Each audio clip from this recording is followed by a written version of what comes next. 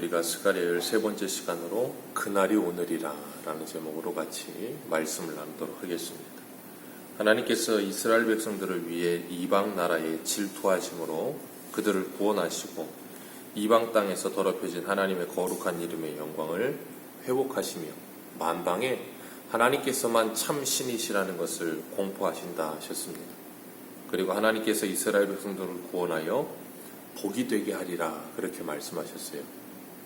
그 하나님의 말씀대로 그들은 하나님이 그들을 구원하여 내시고 예루살렘으로 돌아오게 하셔서 성전을 짓게 하셨습니다. 그러는 가운데 성전을 짓다가 15년이 정체되었고 그 정체된 가운데 하나님께서 학기와 스가랴를 보내셔 다시 성전을 짓게 하시면서 그들로 하여금 그 연약한 무릎과 힘이 빠진 손에 그 손을 힘 빠진 상태로 두지 말고 견고하게 하여서 두려워하지 말고 성전을 열심히 지어라 그러셨어요. 왜냐하면 너희들을 구원하여 복이 되게 하리라 하신 그 말씀을 이루신 하나님이 너희들과 함께하며 이것을 완성하시겠다라고 약속하셨기 때문이에요.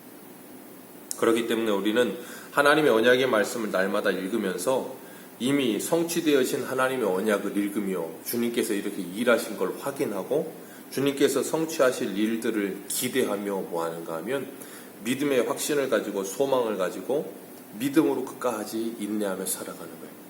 주님께서 이렇게 이루신 것을 우리에게 확인시키시고 이루실 일들을 우리에게 바라보게 하시면서 믿음으로 날마다 걸어가게 하십니다. 오늘 14절에 보면 하나님께서 이런 말씀을 하세요.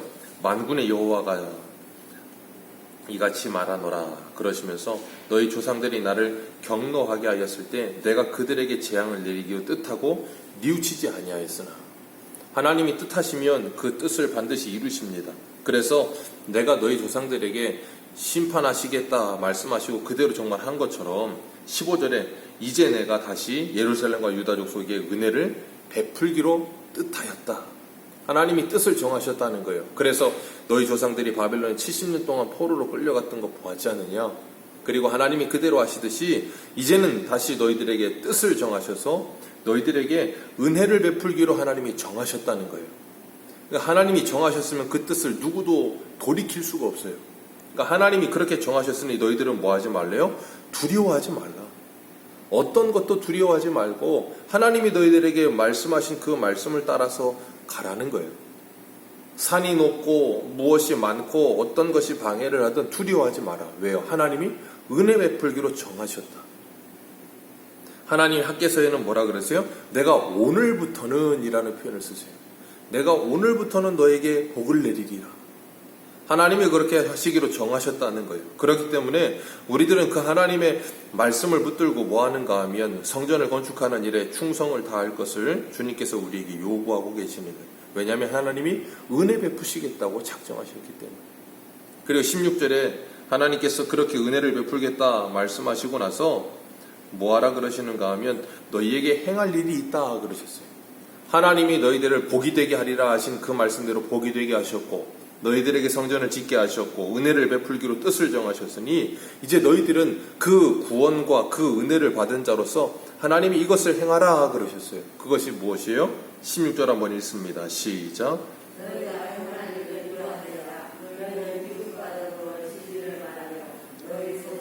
진실하고 화평한 재판을 베풀고 마음을 서로 해하기로 도모하지 말며 거짓 맹세를 좋아하지 말라. 이 모든 일은 내가 미워하는 일이라. 하나님이 미워하는 일을 하지 말라 그러셨어요. 거짓 맹세하지 말고 거짓말하지 말고 서로 마음속으로 해하려고 막 도모하지 말고 이웃과 더불어 진리를 말하고 거짓말하지 말며 진실과 화평한 재판을 베풀라. 재물을 받고 재판을 기울고 그런 부정하고 악한 일들을 이제는 그치라는 거예요. 우리가 주일날 오전에도 야고보서 말씀을 같이 나눴던 것처럼 야고보서 3장 14절 이하에 이렇게 말씀하세요. 그러나 너희 마음속에 독한 시기와 다툼이 있으면 자랑하지 말라.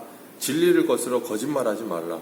이러한 지혜는 위로부터 내려온 것이 아니요 땅 위의 것이요 정욕의 것이요 귀신의 것이니 시기와 다툼이 있는 곳에는 혼란과 모든 악한 일이 있음이니라.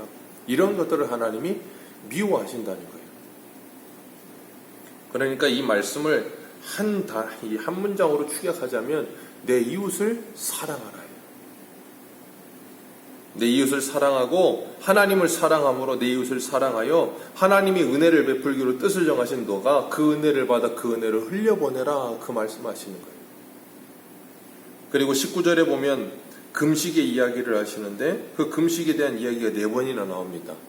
앞에는 이스라엘 백성들이 찾아와서 1년에 2번 금식하는 거 계속 해야 됩니까? 그랬더니 하나님이 뭐라 그러셨어요? 그 금식이 하나님 나를 위한 것이냐? 너희를 위한 것 아니었느냐? 그러셔서 책망조로 말씀하시더니 19절에 이렇게 말씀하세요. 넷째 달과 다섯째 달과 일곱째 달과 10번째 달 금식을 하였었는데 그것이 변하여 기쁨과 즐거움과 희락의 절기가 될 것이다. 그리고 너희는 진리와 화평을 사랑할지어다. 그렇게 말씀하세요. 이사야 61장에 보면 1절에서 3절에 이런 말씀을 하십니다. 주 여호와의 영이 내게 내렸으니 이는 여호와께서 내게 기름을 부으사 가난한 자에게 아름다운 소식을 전하게 하려 하심이라. 나를 보내사 마음이 상한 자를 고치며 포로된 자에게 자유를, 갇힌 자에게 노임을 선포하며 여호와의 은혜의 해와 우리 하나님의 보복의 날을 선포하여 모든 슬픈 자를 위로하되 무릇 시온에서 슬퍼하는 자에게 화관을 주어 그의 죄를 대신하여 기쁨의 그 기름으로 그 슬픔을 대신하여 찬송의 옷으로 그 근심을 대신하여 그들의 의의 나무 곧 여호와께서 심으신 그의 영광을 나타낼 자라 일컬음을 받게 하려 하십니다. 하나님께서 이렇게 인생의 반전을 주시겠다는 거예요. 그래서 이 슬픔을 슬퍼하는 자에게 화관, 이 면류관을 씌워주시며 죄를 대신하여 죄를 뒤집어 쓴다는 건 회개한다는 뜻이거든요. 죄를 뒤집어 쓰는 자를 그 죄를 뒤집어 쓰는 그 슬픔과 고통을 기쁨의 기름을 부어주시고 슬픔을 대신하여 찬송의 옷을 입혀 주시겠다. 그렇게 말씀하시면서 그것을 은혜의 해 보복의 날이라고 선포하세요. 그 기쁜 소식을 전할 자, 그 아름다운 소식을 전하게 하려 하십니다. 이게 뭐예요? 쉬운 말로 말하면 전도예요. 전도가 뭐 하는 거예요? 오늘 본문 19절에 금식하며, 이 금식을 왜 해요? 고통과 괴로움 가운데 슬픔의 죄를 뒤집어 쓰는 것이거든요. 그래서 그들에게 그 슬픔의 죄를 뒤집어 쓴 그들에게 즐거움과 기쁨과 희락으로 그 모든 것을 바꿔주리라 그러셨어요. 금식을 4번 하는데 이 넷째 달의 금식이라는 건 예루살렘 성이 느부갓네살 왕에게 이제 멸망당하게 된 그날을 기념하는 거예요.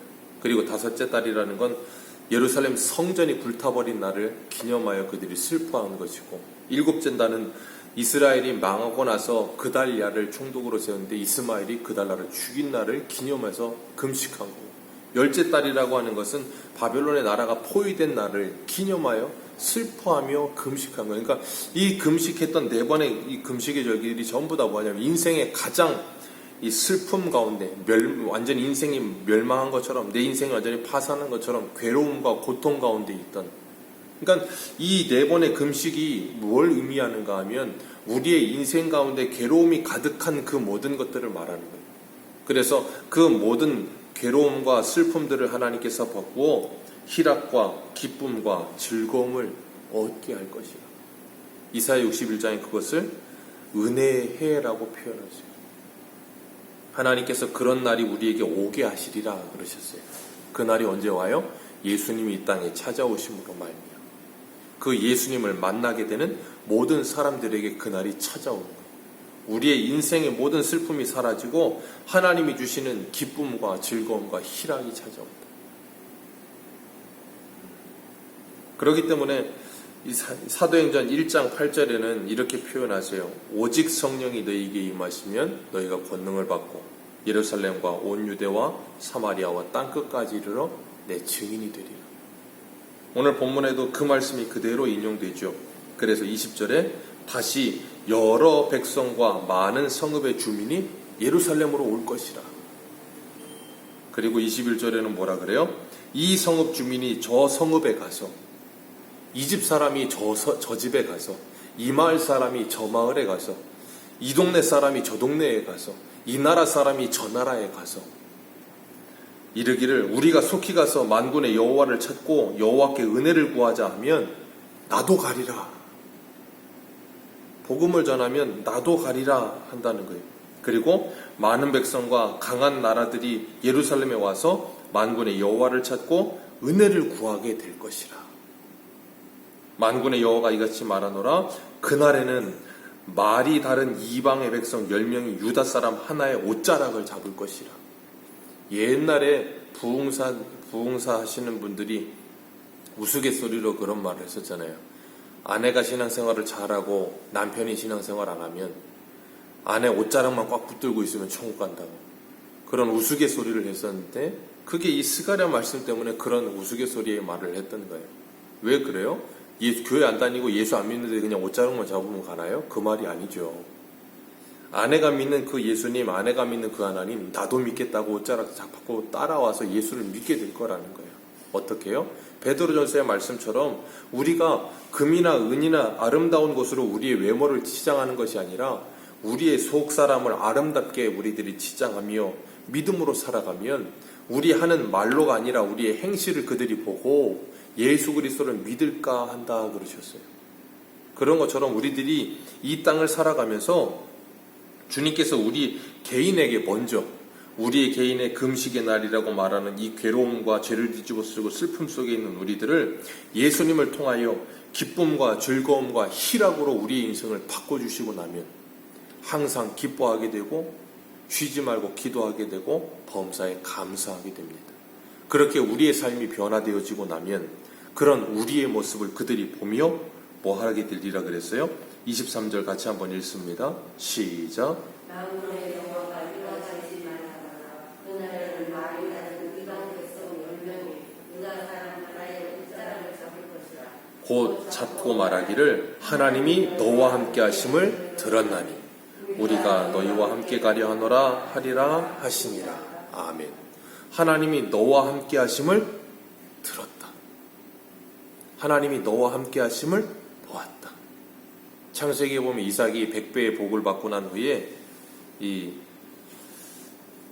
그 땅 왕에게 이제 쫓겨나요. 그런데 그 땅 왕이 이삭을 찾아와 가지고 하는 말이 뭐냐면 그 나라 사람들이 이삭이 가서 우물을 파는 곳마다 쫓아와 가지고 행패를 부리고 우물을 막아버리고 그러거든요. 근데 이삭이 계속 피해서 이제 한 3번 정도 피하고 난 후에는 그들이 안 찾아와요.